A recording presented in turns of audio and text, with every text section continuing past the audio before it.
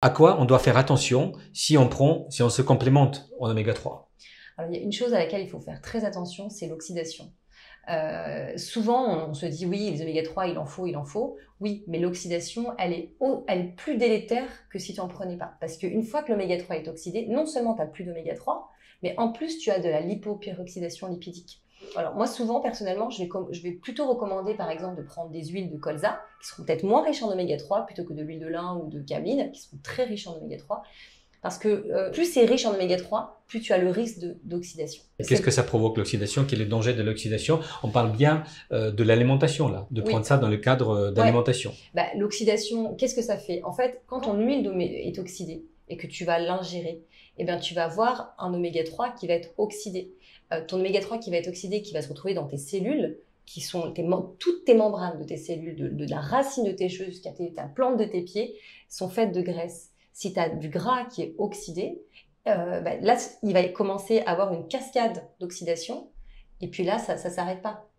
Donc, c'est pour ça que c'est hyper important de faire attention. Et d'ailleurs, ces huiles, il faut les mettre au frigo et jamais cuisiner avec. Et c'est très souvent, les gens ne le savent pas.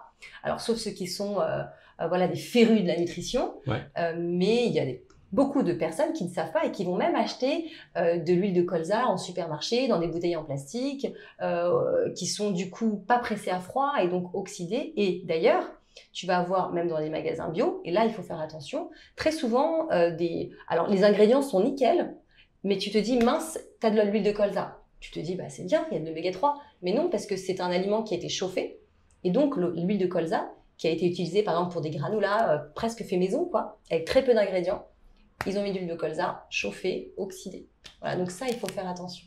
Et donc, ça devient carrément dangereux pour la santé parce que ça enflamme le corps, si je comprends bien. Exactement. Tu vas avoir aussi toutes tes capsules d'oméga 3, ce qu'on appelle les oméga 3 longue chaîne, EPA et DHA.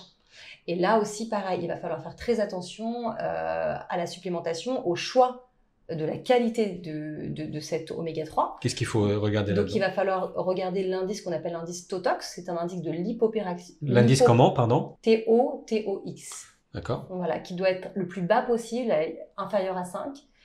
Parce que justement, sinon, tu vas avoir une lipopyroxydation lipidique. Et donc, pareil, cascade inflammatoire, cascade d'oxydation, inflammation, etc. Et c'est tout ce qu'on ne veut pas. Et aujourd'hui, on s'est rendu compte que il y a beaucoup d'études qui ont montré soit une non-efficacité des oméga 3 en supplémentation, soit l'effet délétère des oméga 3. Et en fait, supplémentation. Voilà. Et on s'est rendu compte d'un biais de l'étude, c'était quoi? C'était que les oméga 3 n'étaient pas qualitatifs et étaient de mauvaise qualité, donc oxydés. Et donc, ça crée des effets délétères sur le profil lipidique. Alors que sans oméga 3 oxydés, ça aurait été moins pire, quoi.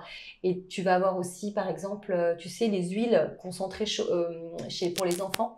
Donc déjà, comme c'est pour les enfants, c'est pas en capsule, donc pour que ce soit plus simple pour eux. En capsule, ça protège quand même les oméga 3. D'ailleurs, les oméga 3 en supplémentation, moi, je vais conseiller de les mettre au congélateur pour stopper un maximum. Et ça, les gens souvent les mettent au frigo, ou même ils savent pas, ils les mettent même pas au frigo, mais congélateur. Et pourquoi? Parce que ça va limiter un maximum l'oxydation. Ça va pas l'arrêter, mais ça va la limiter au maximum. Et tu vas avoir les capsules qui vont quand même protéger. Et quand tu as une huile qui est dans un contenant et que tu vas ouvrir à chaque fois le bocal, à chaque fois ça va s'oxyder avec l'air, d'accord, au fur et à mesure. Même des capsules? Non, je parle un petit peu, mais je parle surtout des huiles sans capsule, liquides, tu sais, pour les enfants ils vont prendre ça en cuillère à soupe, parce qu'ils ne savent pas avaler des capsules. Et très souvent, pour les enfants, on va désodoriser et on va aromatiser derrière. Et quand tu aromatises, on parle des huiles d'EPA, DHA en supplémentation. D'accord. Les supplémentations d'oméga 3, EPA, DHA longue chaîne, pour les enfants, là, on va aromatiser, on va désodoriser et puis aromatiser derrière. Et ce qui fait que tu vas oxyder. L'aromatisation, pour les enfants, c'est le pire. En fait, tu vas avoir un enclenchement d'oxydation avec les arômes, ce qui fait que en fait, tu as des huiles qui sont extrêmement oxydées. On a regardé, on a analysé, il y a des études qui le montrent, qui ont analysé les compléments alimentaires d'enfants et qui sont complètement oxydés. Donc, attention à ça. Les enfants détestent le poisson, donc on leur propose des oméga 3, des compléments d'oméga 3 ou des huiles. Oui, c'est ça. En fait, tu vas avoir même sous forme de bonbons en pharmacie, tout simplement, et on va te proposer aussi des huiles, pas encapsulées, donc forcément, il y a plus de risque d'oxydation, parce que tu vas ouvrir à chaque fois le couvercle, donc l'huile va s'oxyder. Et surtout, on va désodoriser et aromatiser. Et le fait d'aromatiser, ça oxyde ton oméga 3. Donc ça fait vraiment pire que bien. C'est surtout aux enfants qui n'ont pas de système immunitaire encore bien établi, qui ont du mal à se combattre cette inflammation. Donc, en conclusion de cette discussion sur les oméga 3, qu'est-ce qu'on doit retenir, nous, les patients? Ce qui est important, c'est que ça s'oxyde vite.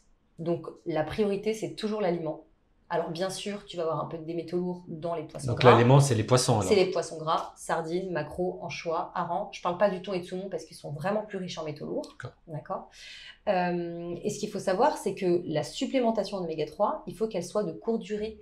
Il ne faut pas avoir l'impression que les oméga 3 en supplémentation, même si l'indice Totox est très bas, que tu peux en prendre à vie comme ça. Faire un profil en acide gras pour voir où tu en es.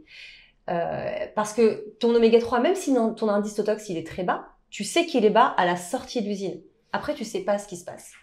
Et d'ailleurs, la vitamine E qui est à l'intérieur et qui va protéger ton oméga 3, d'accord, de la lipoperoxydation qu'ils ont ajoutée, il faudrait que ce soit une vitamine E déjà naturelle, d'accord, et pas une vitamine E juste alpha-tocophérol. Il faut tous les isomères de cette vitamine E pour que ça fonctionne bien sur la protection de cet oméga 3. Et en plus, ce qu'il faut savoir, c'est que si ton oméga 3 commence à être oxydé et que ta vitamine E derrière va empêcher la lipoperoxydation lipidique, si tu as même trop de vitamine E, tu peux avoir une oxydation de cette vitamine E derrière, puisqu'elle a voulu empêcher l'oxydation, donc elle s'est oxydée, et là, ça s'emballe. Donc, attention à ça. C'est pour ça que mettre au congélateur et faire vraiment attention à ne pas en prendre comme ça à vie tout le temps. On ne sait pas ce qui se passe. La matrice alimentaire du poisson va protéger de l'oxydation des oméga 3. Vous voulez parler aussi de l'équilibre entre les oméga 3 et les oméga 6? Oui, parce qu'en fait, ce qui est très important, c'est cet équilibre oméga 3, oméga 6. La plupart des gens ont trop d'oméga 6, qui vont être les précurseurs de l'acide arachidonique pro-inflammatoire. Et quand on dit pro-inflammatoire, c'est pro-maladie chronique. Exactement, possiblement. Les oméga 3, souvent, ils sont inférieurs.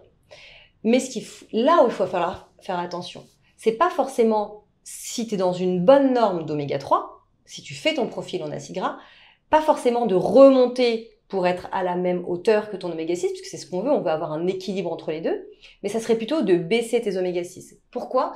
Parce que si tu vas avoir beaucoup trop de polyinsaturés au niveau de tes membranes cellulaires, et si tu n'as même pas suffisamment d'antioxydants, de vitamine E, de vitamine C, etc., le problème, c'est que ta membrane cellulaire, elle peut subir une peroxydation lipidique. Et la question, comment est-ce que je baisse les oméga 6? Les oméga 6, donc moins d'aliments ultra transformés, moins de l'huile de tournesol, Souvent, par exemple, on va te proposer dans les magasins bio des huiles un peu marketing avec les quatre formes d'acides gras dont le corps a besoin, oméga 9, oméga 3, oméga 6, etc. Sauf que pourquoi mettre des oméga 6 quand déjà d'emblée on en a dans notre alimentation? Donc attention, il y a beaucoup de gens consomment ce genre d'huile.